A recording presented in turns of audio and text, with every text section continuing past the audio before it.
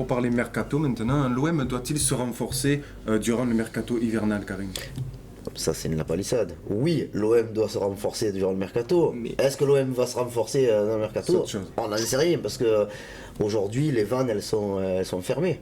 On sait très bien, avec les promesses qui ont été faites par les dirigeants devant le fair play financier, sur la masse salariale, sur la balance entre les entrées et les sorties, tu peux pas dire aujourd'hui oui bon on est deuxième donc on peut. Moi je m'étais interrogé juste sur la possibilité que McCourt remette un peu d'argent, mais il semblerait que ça entre pas non plus dans le. Surtout qu'il a perdu quelque chose, j'ai la plage. Oui, bon après c'est un truc perso, mais bon il y a tellement d'autres choses qui fonctionnent pour le groupe McCourt global que on se dit s'il y avait n'importe quoi 20 millions d'euros d'injectés par McCourt pour pouvoir recruter au moins un joueur d'un calibre intéressant, mais il semblerait que même ça ce ne soit pas possible par rapport aux règles du fair play financier. Tout le monde ici se dit ouais mais l'OM est en position de finir peut-être sur le podium, c'est-à-dire Ligue des Champions, donc il y a l'argent. Non, après il y a peut-être un risque à prendre. Ça oui, mais il va falloir bien le calculer. C'est-à-dire que tu peux acheter quelqu'un sans avoir de vente. Non, après, sans avoir de vente. Même si la masse salariale n'est pas... Non, tu peux acheter quelqu'un. Par contre, avant le 30 juin, il faudra que tu aies fait la balance. Ouais, c'est ça qui va être plus... C'est-à-dire que si par exemple tu comptais vendre un joueur ou deux joueurs cet été pour pouvoir ensuite te relancer, mettre tes comptes à zéro, si tu prends quelqu'un cet hiver, il faudra peut-être en vendre 3 pour faire la balance. Exactement, comme à l'époque, il y avait eu les ventes de Gianni Limboula, de Dimitri Payet très rapide à West Ham. Alors Ayou, non, il était en fin de contrat. Mais Benjamin Mendy aussi était en discussion. Donc on se disait, mais il va falloir trouver des joueurs à vendre. Et quand on voit comme ça s'est passé cet été et que l'OM a eu beaucoup de difficultés, alors c'est sûr que quand tu joues le haut de tableau, c'est plus facile pour vendre tes joueurs, hein. Mais je me dis, est-ce que l'OM va prendre ce risque-là? C'est-à-dire sans avoir de vente. Moi, la première vente qui me vient à l'esprit, cet hiver, c'est Certic. Oui, Certic, il faut le libérer de son contrat. Non, mais il faut rien, il faut pas attendre de rentrer d'argent. Il faut surtout arrêter de payer. Arrêter de payer. Franchement, c'est un super mec. Hein. Il est gentil, tout ce que, mais bon, il a pas sa place. Il a pas sa place dans le groupe. Il n'appelle plus du tout. Il préfère appeler des jeunes. Donc là. Les entraînements, il fait les entraînements. Alors la semaine dernière, il n'y était pas. Il doit avoir un contrat. Il y a 3 semaines, il y était. Mais là, voilà, donc, déjà, du coup, on se dit si Certic, après tout le monde en parle, Strootman, bien sûr, Strootman, mais c'est plus par rapport à ce qu'il coûte que par rapport, parce que bon, sur le terrain, beaucoup de gens critiquent Strootman. Ça reste, si on regarde son niveau.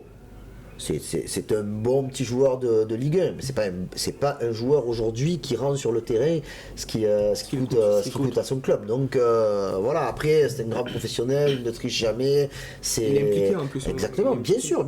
Mais bon, là pour le coup, sans vendre, ça va être compliqué, à moins que l'OM prenne un risque, mais je pense qu'ils sont pas trop dans une période de prise de risque à ce niveau-là, quoi. Et si cet été arrive une grande offre pour Florent Thauvin, est-ce que l'OM doit le vendre? Ah ben un an de la fin de son contrat, oui. Oui, là, en plus là, on parle d'un mec que moi j'aime beaucoup, c'est un pote, il y a pas... Vous avez reçu un Maritima. Bien sûr, mais bon, à un moment donné, il y a la réalité économique pour le joueur, mais pour le club aussi. Donc la meilleure solution dans l'histoire de Florian Thauvin, ce serait une prolongation. Mais une prolongation, c'est pas à n'importe quel prix. Donc si tu prolonges un joueur, ça veut dire que tu as une revalorisation salariale.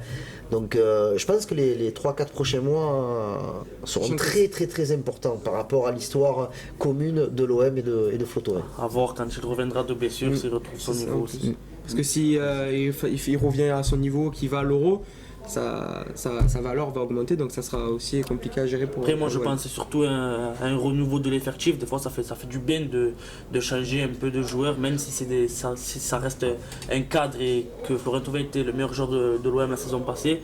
Mais bon, cette année tu as pris un joueur par ligne, si tu regardes. Si l'OM reçoit une grande offre et que vraiment le fair play financier Ah non, mais c'est sûr, mais de toute façon, l'OM n'aura pas le choix. S'il y a une très belle offre pour Thauvin, de toute façon, c'était le cas l'été dernier. S'il y avait eu une très belle offre, il n'y aurait pas eu de discussion possible. Je pense que si ça avait été un club qui intéresse Florian Thauvin, je pense que le deal il aurait été signé, quoi. Enzo. Ouais, moi, juste pour revenir sur le mercato hivernal, je pense que l'OM doit rien toucher.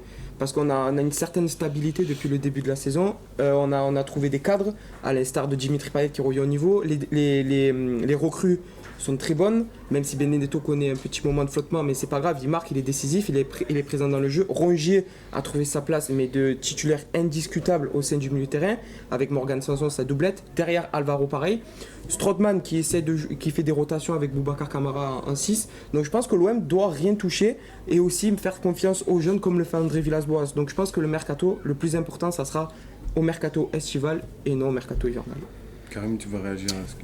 Moi, si tu me dis tu gardes exactement le même effectif, plus le retour de Florian Thauvin, et plus, pourquoi pas, l'apport d'Isaac Liadji, je pense que tu es armé pour aller jusqu'à la fin de la saison. Bon, il faut éviter les catastrophes, 3 cartons rouges et 3 blessures en même temps.